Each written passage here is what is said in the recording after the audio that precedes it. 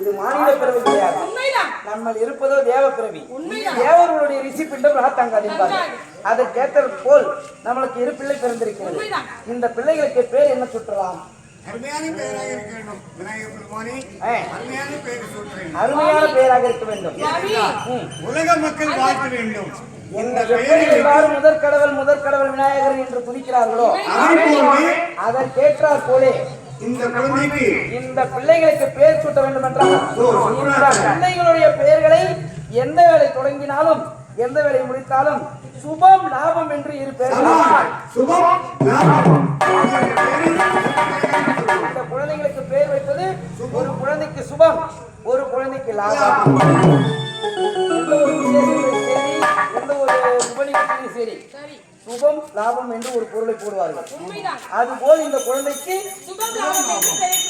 பெயர்கள் சுபம் லாபம். சுபம்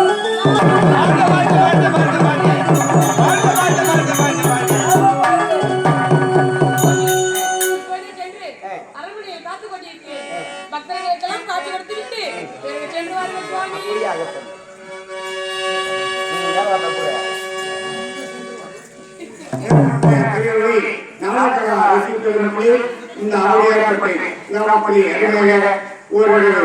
எங்கள் ஸ்ரீ நாகக்கண்ண நாடாளுமன்ற அழைத்து அருமையாக விநாயக புராணம் வைக்க வேண்டும் என்று நீங்கள் கூறிய பிரகாரமே விநாயகர் புராணம் சித்தி புத்தி திருமணம் சுபம் லாபம் என்று சொல்லக்கூடிய கோதை பிறந்ததோடு இந்த கலை முடித்து இந்நாளைக்கு நிச்சயிக்கப்பட்டுள்ளார். தங்கை குடும்பத்தை தாம் செய்தார். எப்படி நினைக்கிறீர்களோ அதுபோல எங்களை வழிகாட்டி வருமாறு என்று கேட்டுக்கொண்டு காலையிலே கடவுள் தரிசனம் விநாயகருடைய பாதத்திலே தரிசனத்திற்கு செல்லுமாறு என்று கேட்டுக்கொண்டு எங்கள் இயற்கை இத்துடன் நிறைவு செய்கிறோம்.